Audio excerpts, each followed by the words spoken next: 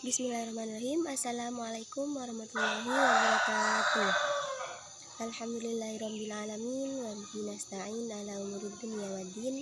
Wassalatu wassalamu ala asrafil anbiya'i wal mursalin Sayyidina Muhammadin wa ala alihi wa sahbihi ajma'in. Pertama-tama marilah kita panjatkan puja dan puji syukur atas kehadirat Allah Subhanahu wa taala yang telah memberikan kita rahmat serta taufik dan hidayahnya sehingga kita masih bisa merasakan bernafas pada hari ini. Untuk selanjutnya, salawat beserta salam tetap kita panjatkan kepada junjungan kita Nabi Muhammad SAW yang mana telah membawa kita dari alam jahiliyah menuju alam ilmiah seperti zaman saat ini. Terima kasih terkhusus kepada dosen pembimbing Bapak Ari Robianto yang telah membimbing kami dalam mempelajari makul media pembelajaran ini. Untuk selanjutnya, saya atas nama Siti Fatimah dengan NIM 2186 2060 62. Tujuan saya membuat video ini yaitu untuk menjawab pertanyaan-pertanyaan dari Bapak Ari Robianto tentang UTS media pembelajaran. Baik, langsung saja. Di sini saya akan menjawab beberapa pertanyaan dari Bapak Ari Robianto. Soal yang pertama yaitu, jelaskan menurut paham Anda masing-masing terkait tentang beberapa hal yang harus diperhatikan dalam pengembangan media pembelajaran.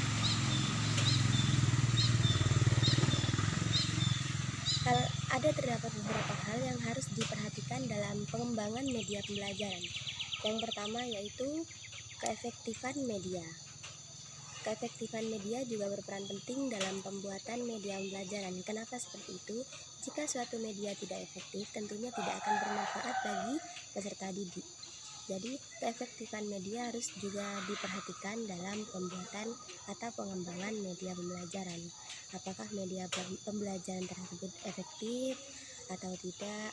Apakah media pembelajaran tersebut dapat bermanfaat bagi siswa, dapat dimengerti, dapat berguna, dan lain sebagainya. Jadi hal tersebut juga harus diperhatikan, apakah dengan adanya media tersebut membuat siswa semakin mengerti terkait materi yang dipelajari atau tidak. Jika tidak membuat siswa semakin mengerti, lebih baik tidak menggunakan media pembelajaran tersebut. Dan yang selanjutnya yaitu ada biaya. Jadi dalam pembuatan media pembelajaran, biaya juga harus diperhatikan karena hal tersebut juga berpengaruh bagi guru yang membuat media tersebut. Jika media tersebut dirasa mahal atau dirasa biayanya tidak cukup, jadi lebih baik tidak menggunakan media pembelajaran itu. Jadi dapat diganti dengan media pembelajaran yang lain. Oke, untuk selanjutnya yaitu ada mengenal karakteristik siswa. Nah, mengapa kita harus mengenal karakteristik siswa? Yang pertama yaitu agar kita juga dapat mempermudah kita sebagai seorang pendidik untuk mengerti bagaimana media pembelajaran yang harus kita buat.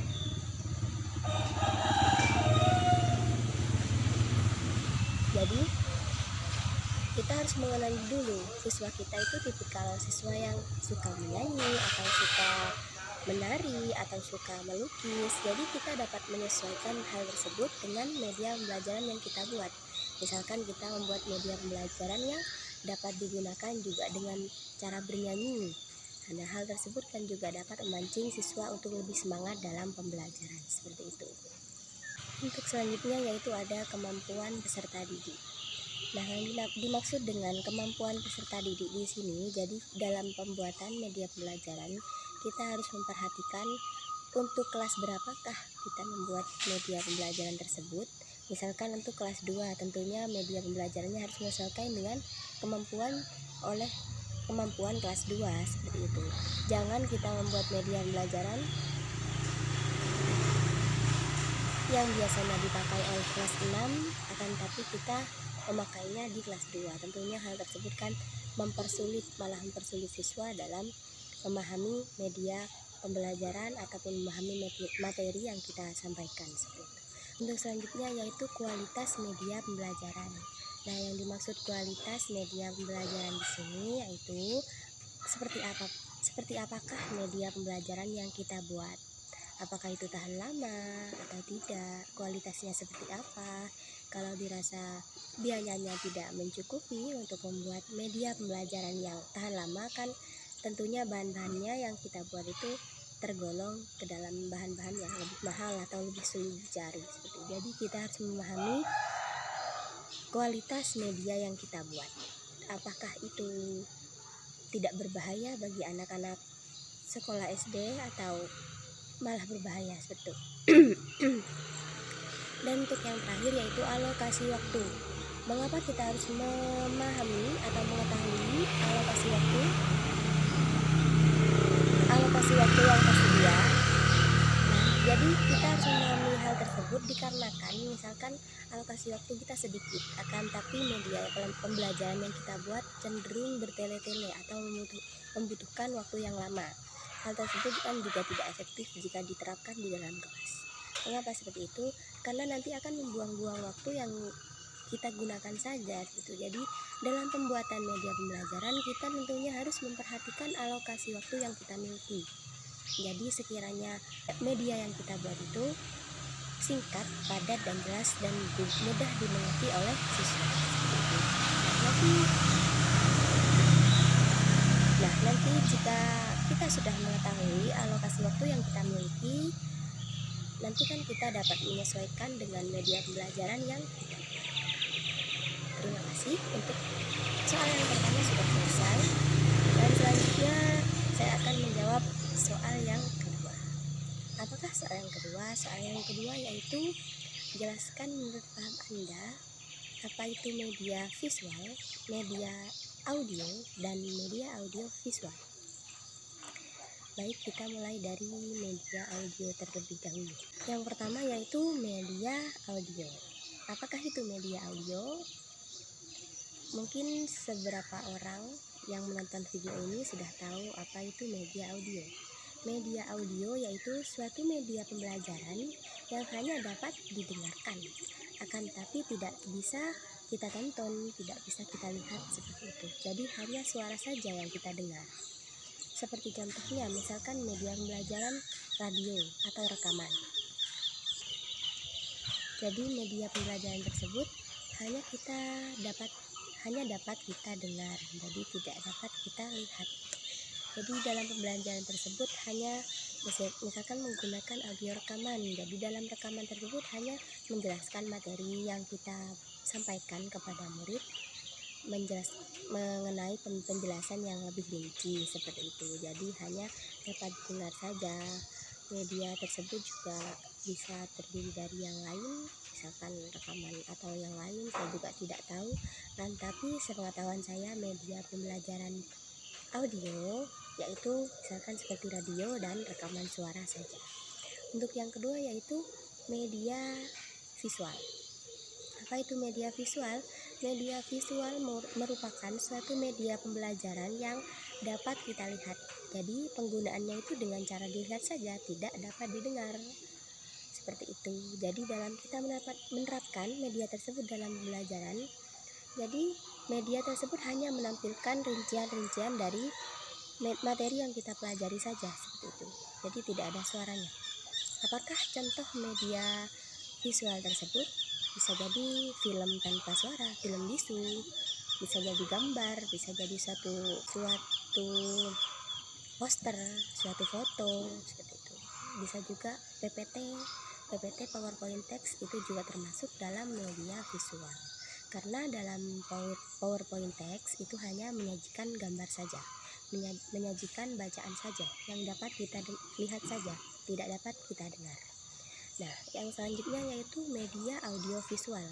Jika tadi media audio dapat didengar saja dan media visual dapat dilihat saja, tentunya jika media audio visual yaitu penggabungan antara dua hal tersebut, penggabungan antara dua media tersebut, yang mana media audio visual itu dapat dilihat dan dapat didengar.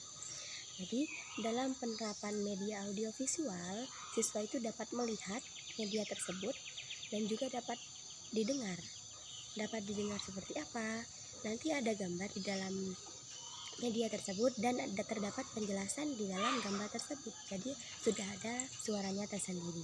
Seperti apakah media audiovisual tersebut? Misalkan seperti film yang ada suaranya. Misalkan juga suatu video, itu kan video ada gambarnya dan juga ada suaranya. Jadi dalam penerapan media tersebut insya Allah lebih dapat membuat siswa lebih cepat mengerti terhadap materi yang kita sampaikan. Seperti itu. Jadi, manakah yang paling efektif untuk diterapkan menurut saya sendiri? Yaitu yang nomor 3, dikarenakan masih dapat dilihat dan juga dapat didengar. Dan tentunya hal tersebut juga dapat memudahkan peserta didik dalam memahami materi yang kita sampaikan. Untuk selanjutnya yaitu soal yang nomor 3. Apa itu? Soal nomor 3 yaitu pertanyaannya, jelaskan mengenai pemahaman Anda tentang bahan ajar, sumber pembelajaran, dan juga media pembelajaran. Oke, langsung saya jawab. Menurut saya sendiri, bahan ajar merupakan suatu alat atau suatu benda atau segala sesuatu yang dapat membantu berjalannya pembelajaran di dalam kelas. Nah, bahan ajar itu tersendiri di mana yang dapat mempermudah guru dalam menyampaikan materi, dalam menyampaikan materi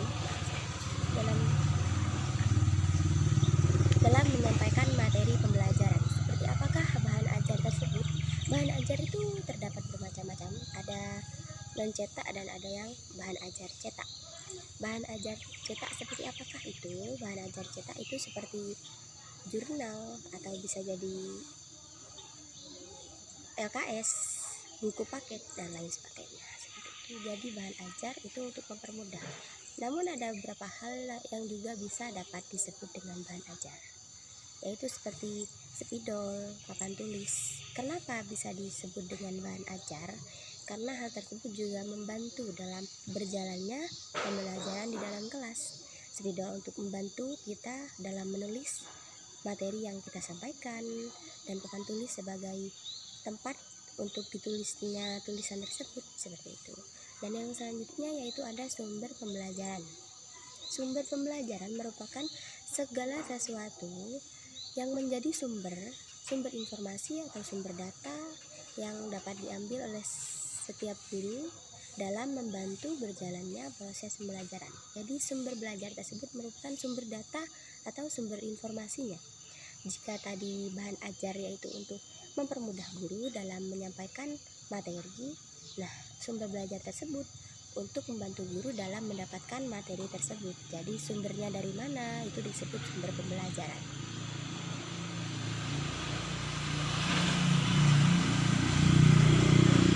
Jadi sumber pembelajaran tersebut terdapat beberapa hal yang termasuk dalam beberapa sumber pembelajaran. Yaitu yang pertama, sumber pembelajaran alam, misalkan pembelajaran misalkan materi bahasa Indo terkait puisi. Nah, ketika kita melihat sungai dan lain sebagainya seperti laut, sungai, matahari, tumbuh-tumbuhan, bunga, dan lain sebagainya itu juga bisa disebut sebagai sumber pembelajaran. Kenapa seperti itu? Karena ide-ide kita muncul dalam membuat puisi tersebut dengan melihat alam sekitar, seperti itu. Jadi alam sekitar juga bisa disebut sebagai sumber pembelajaran. Ada pula beberapa hal lain yang menjadi sumber pembelajaran, yaitu misalkan dari seseorang. Misalkan kita mengetahui informasi atau mendapat data dari seseorang, jadi orang tersebut juga disebut dengan sumber pembelajaran. Ada juga beberapa sumber pembelajaran yang kita ambil itu bisa melalui Google. Nanti sumber pembelajarannya itu dari Google dan dikembangkan sendiri. Untuk selanjutnya yaitu media pembelajaran. Sedangkan jika tadi bahan ajar adalah suatu alat yang membantu guru dalam menyampaikan materi, media pembelajaran juga sebagai alat yang membantu guru dalam menyampaikan materi, akan tapi lebih spesifiknya itu disebut dengan media. Jadi bahan ajar dan media pembelajaran ini mirip ya. Jadi memiliki kemiripan, akan tapi media pembelajaran itu berfungsi sebagai sarana untuk guru dalam menyampaikan materi pembelajaran. Jadi media pembelajaran itu Fungsinya untuk menghemat waktu. Kenapa seperti itu? Jika tanpa menggunakan media pembelajaran bisa sampai 1 jam mungkin. Jika menggunakan media pembelajaran itu dapat ditempuh dengan 15 menit saja. Mengapa seperti itu? Karena guru tidak perlu panjang lebar dalam menjelaskan materi, nanti juga dijelaskan dengan menggunakan media pembelajaran tersebut. Seperti itu. Jadi bahan ajar juga dapat disebut dengan media pembelajaran, dan media pembelajaran juga dapat disebut dengan bahan ajar. Untuk pertanyaan yang terakhir yaitu terdapat gambar guru, media, dan siswa. Apa maksud dari gambar tersebut? Pertanyaan ini yang nomor 4. Jadi kita akan menjawabnya. Apa maksud dari gambar tersebut? Maksud dari gambar tersebut yaitu awal mula itu kita mencari sumber belajar. Apakah sumber pembelajarannya? Misalkan sumber pembelajarannya dari Google. Nanti guru yang mengambil data dari Google tersebut lalu dikembangkan oleh guru. Nah, setelah itu guru mempelajari materi tersebut. Setelah dipelajari, nanti guru akan menyampaikan data atau informasi atau materi tersebut kepada siswanya. Nah, bagaimana caranya? Mungkin guru jika menggunakan teknik ceramah, tapi hal tersebut sudah tidak efektif lagi. Mengapa? Karena memakan waktu yang lama. Nah, untuk membantu tersebut, guru menyampaikan materi kepada siswa dengan menggunakan media pembelajaran. Nah, jadi media pembelajaran tersebut menjadi sarana, menjadi alat kepada guru untuk mempermudah menyampaikan materinya tersebut. Nah, seperti itu. Jadi media menjadi penengah antara guru dan murid. Jadi menjadi sarana. Nah, terkait hal tersebut, guru menyampaikan materi lalu dengan menggunakan media pelajaran, menerapkannya dengan menggunakan media pembelajaran di kelas. Nah, penerapannya tersebut bisa jadi dengan bermain atau dengan memberikan pengertian. Misalkan pembelajaran IPA terkait makhluk hidup. Jadi nanti guru itu menyampaikan materinya tersebut terlebih dahulu sebagai pengenalan. Nah, setelah itu terdapat media pembelajaran, misalkan bentuk-bentuk hewan itu seperti apa. Nah, dengan adanya media pembelajaran tersebut kan lebih membuat siswa lebih menarik perhatian siswa, lebih membuat siswa lebih bersemangat dalam belajar. Nanti siswa lebih mudah memahami seperti apakah bentuk sapi misalkan dalam pembelajaran tersebut. Nanti dengan adanya media tersebut dapat memudahkan guru dalam menyampaikan materinya. Nah, selanjutnya ada siswa. Nah, setelah guru memaparkan materi tersebut, nanti akan sampailah kepada siswa dengan menggunakan sarana media tersebut. Jadi awal mula itu guru mencari sumber pembelajaran lalu mengambil data-data yang diperlukan lalu dikembangkan, dipelajari, lalu disampaikan kepada siswa dengan menggunakan media pembelajaran agar lebih menarik tentunya dan tidak monoton, lalu nanti akan diterima oleh siswa itu. Nah, setelah siswa itu menerima hal tersebut, nanti guru dapat mengukur dengan evaluasi, misalkan sejauh manakah kemampuan siswa dalam memahami materi yang guru sampaikan tersebut. Selesai sudah saya menjawab semua pertanyaan dari Bapak dosen. Terima kasih saya sampaikan kepada Bapak dosen terutama dan kepada teman-teman semuanya yang sudah melihat video ini. Banyak kekurangan dalam video ini, tentunya dalam penjelasan saya sendiri. Jadi mohon koreksinya. Terima kasih saya sampaikan, cukup sekian saja. Banyak kekurangan dalam video ini, saya mohon maaf yang sebesar-besarnya karena kesempurnaan hanyalah milik Allah Subhanahu wa taala. Wassalamualaikum warahmatullahi wabarakatuh.